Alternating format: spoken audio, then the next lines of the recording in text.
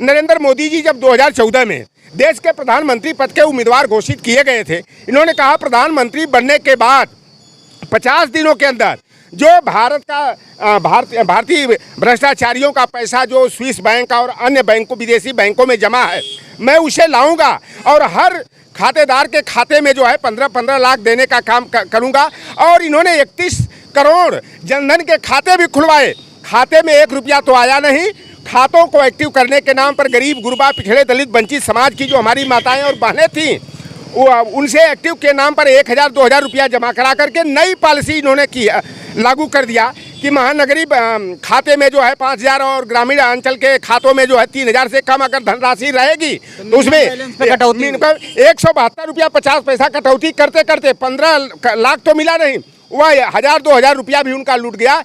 ये इस तरह एक्टिव करने के नाम पर 34 लाख करोड़ रुपया इकट्ठा किया गया था। तो ये भारतीय जनता पार्टी, जब ये सिलेंडर का भाव उस समय 438 रुपया हम लोगों को मालूम है और 145 रुपया 40 रुपया जो है कि सब्सिडी भी वापस मिल जाती थी, तो यही स्मृति ईरानी जी जिस सहेली ने उनको शरण देने का काम किया, उसी सहेली के घर में आग लगाकर उसके पति को लेकर के फुर हो गई, या सिलेंडर लेकर के और सब्जी, टमाटर, आलू, बैगन अपने गले में माला लटका करके। 2024 में महंगाई मुद्दा रहेगा। महंगाई, बेरोजगारी, बेकारी, आज की स्थिति में ये 2 करोड़ लोगों को हर साल नौकरी और रोजगार देने की बात कर रहे थे। लेकिन जब से मोदी जी देश के प्रधानमंत्री बने हैं, नौकरियों की संख्या जो है कि बड़ी तेजी के साथ कम की जा रही है। और जितने सरकारी संस्थान हैं, उपक्रम हैं जो देश के विकास के लिए कांग्रेस पार्टी ने गेल, सेल, भेल, रेल, ONGC। ये बताइए जो गठबंधन हो रहा है, गठबंधन 2024 में जो है मोदी की राह रोकेगा कि नहीं रोक पाएगा? देखिए, जो महागठबंधन बना, जिस राहुल गांधी को यही भारतीय जनता पार्टी गोदी मीडिया के माध्यम से पप्पू कह करके उनको कमतर आंकने का काम कर रही थी। राहुल गांधी जी ने कड़ाके की ठंड में 3750 किलोमीटर की कन्याकुमारी से लाल चौक जम्मू कश्मीर तक की यात्रा करके उन्होंने अपनी छवि को निखार करके आज जनता जो है हर चट्टी और चौराहे पर जाके, गांव और गिराव में जाकर के पूछ लीजिए, आज जनता कांग्रेस के प्रति, राहुल गांधी के प्रति सकारात्मक बात कर रही है। और राहुल गांधी आज देश के महानायक के रूप में जो है दूसरे गांधी के अवतार हैं। और निश्चित रूप से जिस तरह से हिमाचल प्रदेश में और कर्नाटक में भारतीय जनता पार्टी ने बहुत हिंदुत्व का मुद्दा चलाने का मुद्दा किया, बजरंग दल पर अगर बैन लगाने की बात आई तो बजरंग बली को जेल में डालने का मुद्दा भारतीय जनता पार्टी ने ईजाद किया।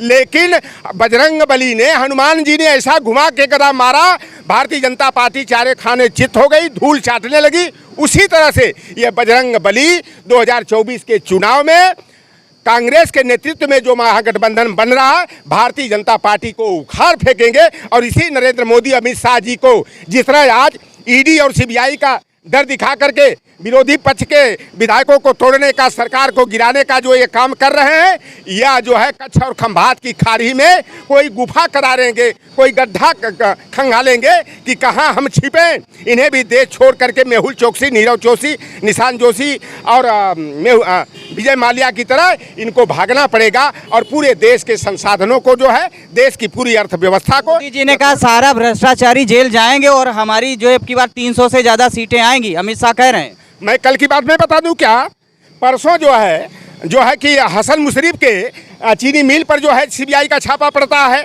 ईडी का छापा पड़ता है, उनके घर पर पड़ता है। परसों उनकी औरत चैनल के सामने चिंघाड़ कर रो रही थी कि मुझे इतना परेशान क्यों किया जा रहा, मेरे परिवार को जो शांति से क्यों नहीं रहने दिया जा रहा, मुझे गोली मार दिया जाए।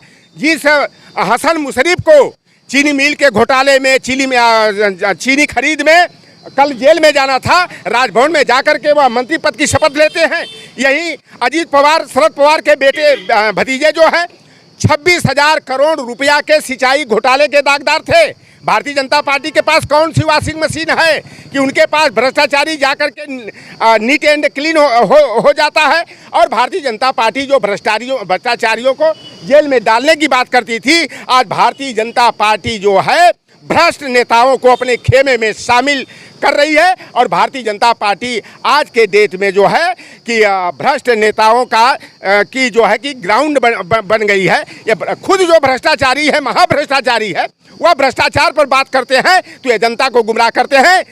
भारतीय जनता पार्टी का चाल और चरित्र क्या है, मोदी और अमित शाह का चाल और चरित्र क्या है, यह जनता बखूबी अब पहचान गई है। बस इंतजार है 2024 के लोकसभा चुनाव का। यह पटखनी खाएंगे छत्तीसगढ़ में, मध्य प्रदेश में, तेलंगाना में और आपके राजस्थान और मिजोरम में। और 2024 में केंद्र की सत्ता से राहुल गांधी जी को जिस तरह से इन्होंने जो है उनकी सदस्यता, संसद सदस्यता को ख़त्म करने का काम किया, जनता ने जो है हिमाचल प्रदेश और कर्नाटक में जो है भारतीय जनता पार्टी को का खदेड़ा किया, और जिस तरह से उनको 12 तुगलक लेन से निकाल करके घर से बेघर किया गया, यह जनता 2024 में मोदी और योगी को जो है देश की सत्ता से बाहर करने का काम करेगी। 2024 में प्रधानमंत्री कौन बनेगा आपके साथ? देखिए, आज की डेट में जनता से जाकर पूछ लीजिए, जननायक राहुल गांधी को वह प्रधानमंत्री के रूप में देख रहे हैं। और अगर राहुल गांधी जी, देखिए वो त्यागियों और बलिदानियों का परिवार है, दो उनके परिवार के प्रधानमंत्री रहते हुए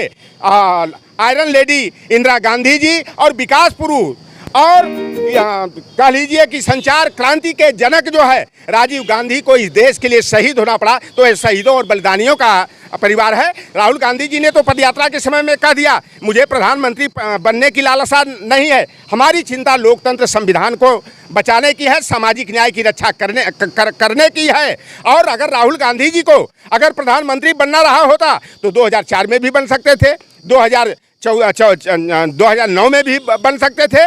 तो आज राहुल गांधी निष्ठा, लगन और ईमानदारी से भारतीय संविधान, लोकतंत्र और सामाजिक न्याय की रक्षा करने का संकल्प लेके चल रहे हैं। और कल की रैली आज तक के भारत के इतिहास में जो तेलंगाना में राहुल गांधी जी की रैली हुई है कि वहाँ पैर रखने की जगह नहीं रही, तो अब जो है कि जो महात्मा गांधी के बाद जो है और जेपी आंदोलन के बाद जो राहुल गांधी जी का जो है लोकतंत्र संविधान बचाने के लिए जो आंदोलन चल रहा है, निश्चित रूप से यह आंदोलन भारतीय जनता पार्टी को 2024 में विदाई करेगा। राहुल गांधी जी भी प्रधानमंत्री बन सकते हैं और उनके आशीर्वाद से इस बार देश का प्रधानमंत्री दलित का बेटा मल्लिकार्जुन खड़गे बनने की भी हम लोगों को संभावना दिखाई दे रही है। बीपी सिंह जी का सपना था रामविलास पासवान जी को प्रधानमंत्री बनाने का, लेकिन अपने लोगों के ही विरोध के कारण रामविलास पासवान को प्रधानमंत्री बना करके सामाजिक न्याय के महान क्रांतिकारी, महान योद्धा राजा मांडा विश्वनाथ प्रताप सिंह का सपना नहीं पूरा हुआ।